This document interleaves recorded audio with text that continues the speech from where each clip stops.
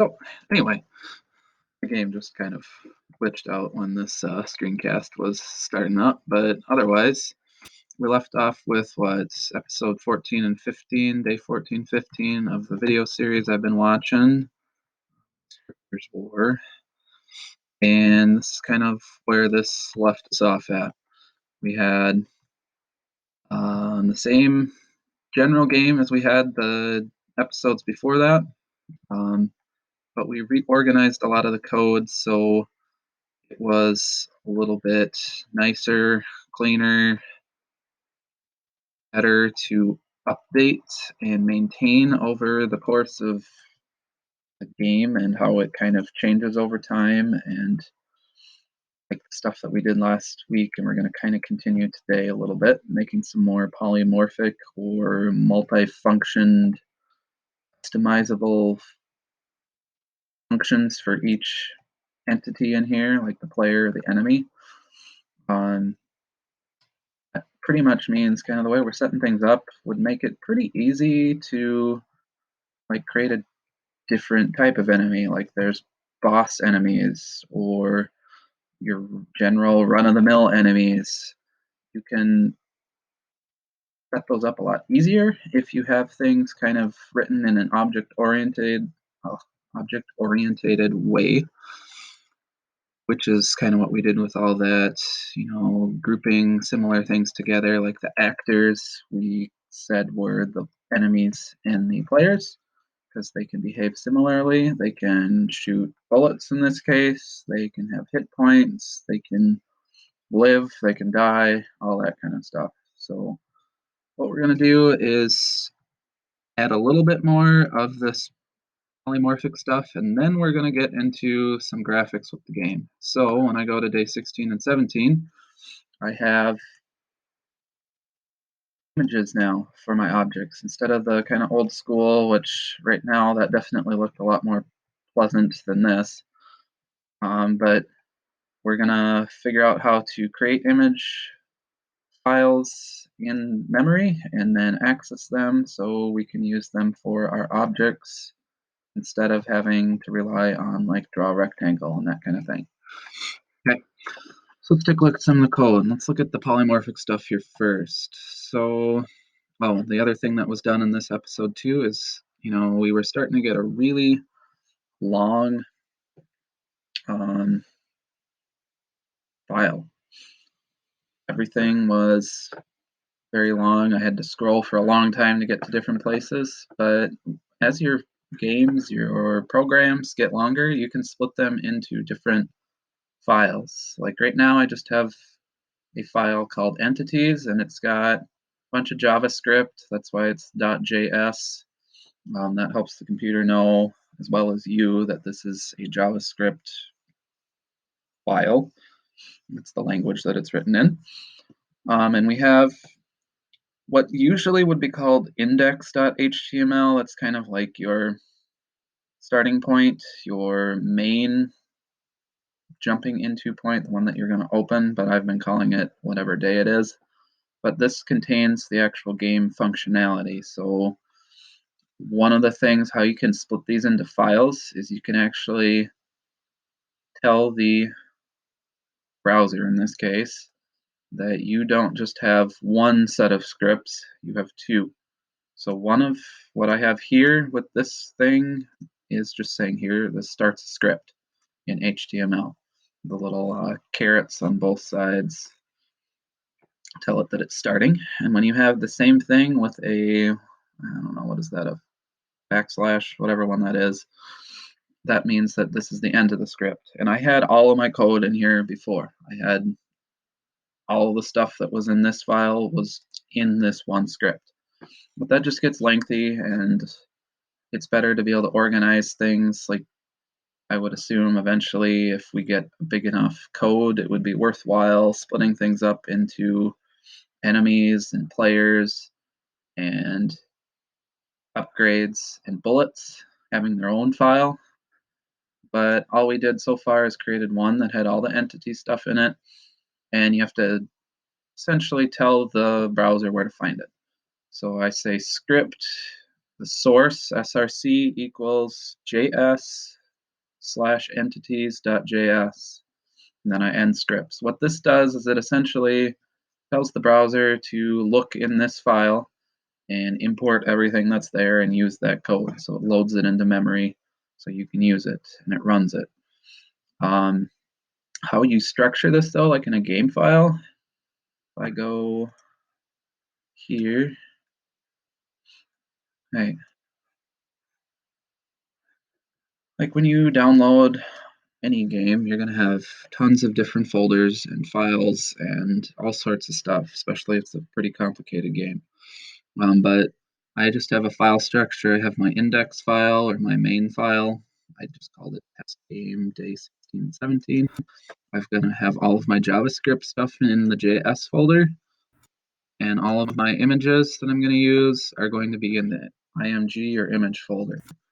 So this just helps you know, and you can pass the relative path to the browser, and it's going to say whatever folder this file is in, you're going to look in the JS folder in entities and look for entities.js. So keeping them organized in the same folder helps you always be able to reference, like, all of your JavaScript files are going to be in folder JS. This makes it a little bit simpler and more organized and easier to remember where things are. So that was one of the big changes, and it really didn't change any of the code other than this one line. And then I cut out a bunch of code and put it into a different file. Okay. Otherwise, we have a few things that are going to change here, and one of the big things that's going to change, if we take a look at my update function in day 16 and 17, it fits on one screen pretty easily. I've got a few spaces that aren't really needed, but they're there just to make things a little bit easier to read. And I compare that to my upgrade function or update function in day 14 and 15. What I notice is it takes up a significantly bigger portion of lines of code. Now, what I did not actually get rid of any of this code. It just put it somewhere different. So what we've done and what we did on the last episode I made, or video, is, okay, right here. I did player.update, and there actually wasn't any code underneath that one. So here's where we can look at the code.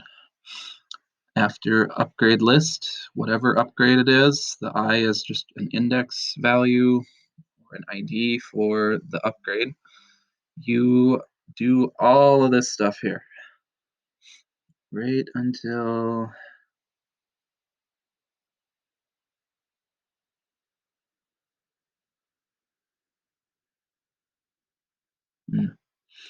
okay, that one, it was throwing me off. The upgrade list, it's actually bullet list stuff goes with. So I do bullet list update, and all of this happens in addition to that update part.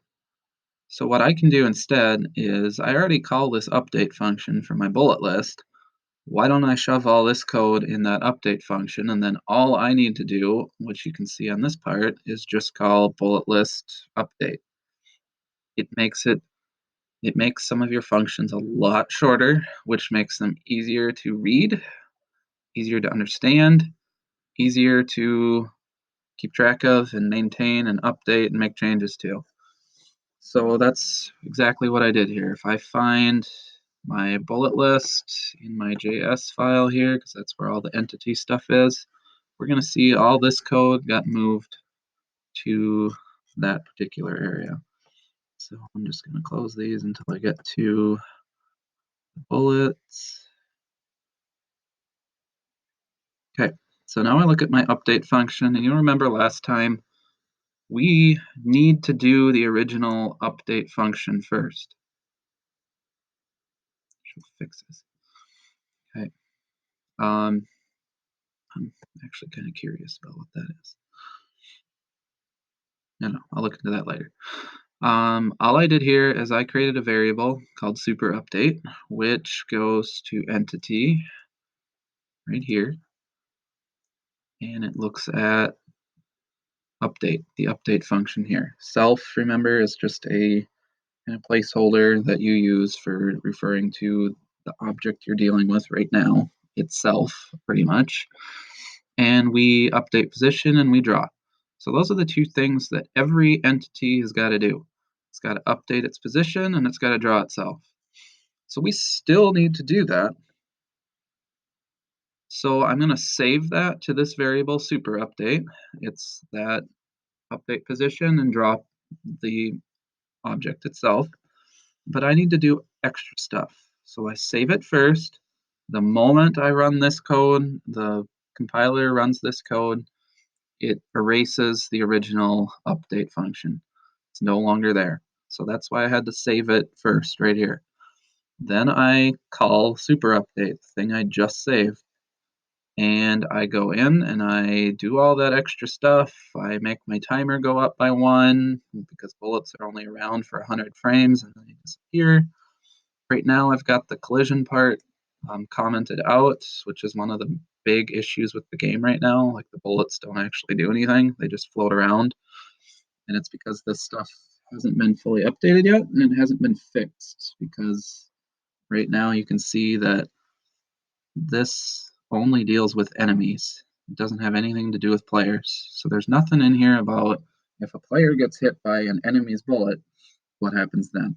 So that's why this is kind of just commented out for right now, and just so the game sort of works and mostly works. And that's what I did for the rest of this update function here. I took all these things that I could, so it says for each enemy in the enemy list, I'm going to do the update, and then I'm going to perform an attack. And if I'm colliding, I'm going to take 1 HP away from the player. Okay, so that's going to get put in the enemy list update function. Or if I go to the upgrades, I call the update, but then I do extra stuff. So I'm going to take all this code here, cut it out, and put it in the upgrade list update function. The same concept that I showed you before. You've got to save the original. This one. You got to save the original update with this variable, super update. You could technically call it whatever you wanted to, but super refers to the original or the parent function, meaning the update function in the entity. And then you do your extra stuff. So I did that for all the bullets, the upgrades, and all that stuff. And what that results in is a much simpler, shorter, easier to go through and just go, okay, what do I do in the update function? Well, I make the frame count go up by 1, the score goes up by 1, I update my player. If it's a frame count is divisible by 100 exactly, which means every 4 seconds, I'm going to generate an enemy. If it's every 3 seconds, I'm going to generate an upgrade. Then I update my upgrades, I update my bullets, I update my enemy list, I upgrade my upgrade list, and then I show my scores and my HP. So it's much cleaner to just have a shorter function where a lot of the meat of the code is in the specific function that you're dealing with. So if I want to see what happens in the upgrade list update, I go to that place. And that's where all of it is. So I don't have to remember, like before when I look here, there's some of the code that's done in this upgrade list update function, and that's way the heck up somewhere else on this file. And then some of it is done right here. So that's the benefit of putting them in one place, because you don't have to remember where everything is. When you start kind of splitting things up into different parts of the file, it can get pretty hectic and chaotic trying to track things down. So if you have something that falls into a nice little category of like updating in this example, you might as well put it all in the same place. because then you only have to look in one place to figure out where it is and what's going on. And you only have to change it in one place, and you don't have to track down something somewhere else in the file. So that's kind of the big benefit of this polymorphism stuff, making customized functions. And that pretty much wraps up what I think was in day 16 or episode 16. And episode 17 was mainly on the images. So if we go to the JS file here and we look up here, this is how you kind of create image files here in the code itself. So the images are already made, and you can just, if you're artsy or like doing stuff, or you just are making a game and you want to use some picture you find somewhere for a game you're making for yourself, you just save them in here as PNGs are usually the best, if I remember correctly.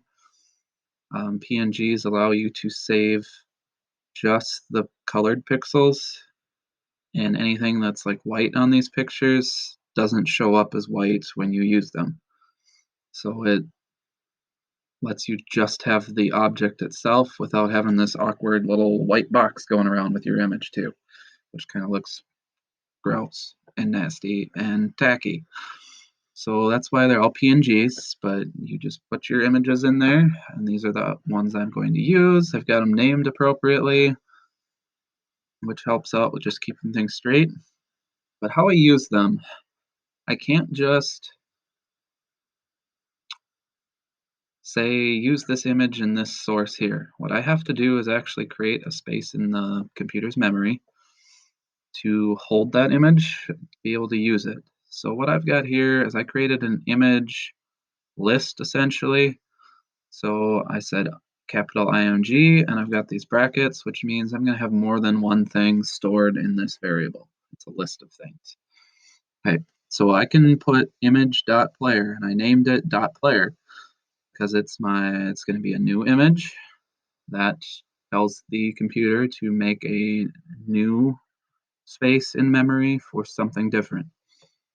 And then I set the source of that image. So I created the image. Now I'm going to tell it where the source or what the file is. So it's going to look in the folder that your game is in, and it's not in the JS folder anymore. It's in the IMG or the image folder. So I have img/player.png. That's the file name here. And this is the folder that it's in my game's main folder. Okay, so then that's going to come here and it's going to look for the player.png, and it's going to store it in memory. So now you can use it. I created the image and I told it where the image was. And I can do that for my other, 5 images too. Okay. So now that I've got all those images created in memory, I can use them. And how I use them is before we had colors that we passed, and now we don't really need colors because we're not making rectangles and anything like that. We're using images. So instead of doing colors, like right here, this would have been color, I believe, on the other episodes. Now I do images. So I need to specify when I actually create the object, and it's not going to be done in the entity or the actor, it's going to be in the player function itself, I believe, yes. So one way is I can pass the image directly. Since it's a player and there's only one image for a player, I can do it directly, meaning it's never going to be different. Whenever you call the player function, you're always going to want to call the player image. It's never going to change. So I just write it in there. So I pass in image.player, and that's going to make my guy kind of look like a Pokemon character, if I'm perfectly honest. All right. Some things where it was a little different was with the upgrades, because there's 2 upgrades. And that comes in, wait, I'm in the bullets. Okay, that's why. Randomly generate upgrade. So we had that math.random function from a long time ago, where half the time, that's pretty much what this means. If it's less than 50%, you're going to have it be an attack speed upgrade. And with that, we would have had a different color here, whether it was yellow or orange or whatever color I had it on the other episodes. Now, instead of telling it what color it's going to be, I'm telling it what upgrade to use. So image.upgrade1 is going to be what? The yellow one. And then if it's a score, if the random function is higher than that 0.5 or 50%, it's going to be a score 1, and it's going to be upgrade 2. And then it passes the image file. Instead of directly coding it in like I did on the player, we have some options for what it's going to look like. So this could be like in a game. If you have any kind of RPG, you're going to have way more than one kind of enemy, and they're going to have a different look to them. So you have to be able to pass in some different parameters, different images based on what enemy it is. In this case, we're just doing it based on what upgrade it is.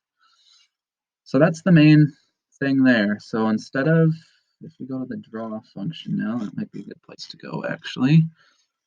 So when we have an entity that's drawing itself, what I'm going to do now is before I would have had like draw rectangle, I believe. So let's take a look at that quickly. If I go to entity, draw, and draw. Yep, fill rectangle. It wasn't draw rectangle, but close enough. You're going to fill it with whatever color we passed in, and you're going to draw it to certain height and whatnot. So that's what we did before, but now all we're doing is drawing the image or putting the image in that place. So, oh, the wrong one, that's why. So CTX, that's our variable for the canvas we made, the box that's on the screen where all the stuff is happening, where your game is. Draw image is the function, and then you pass in the image. So self.image means whatever image this variable has, doesn't matter if it's a player, an enemy, upgrade, a bullet, the object knows what image it has, and you're going to put it at X and Y. Okay.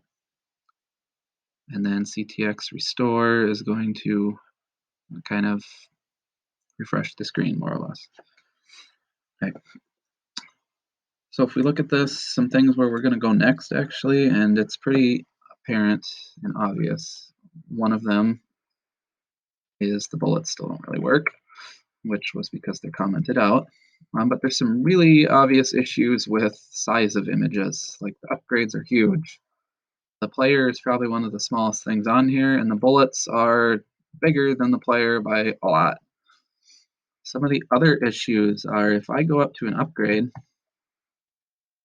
I want to get it, I am all over that upgrade, but I do not actually collect it until I'm right in the corner.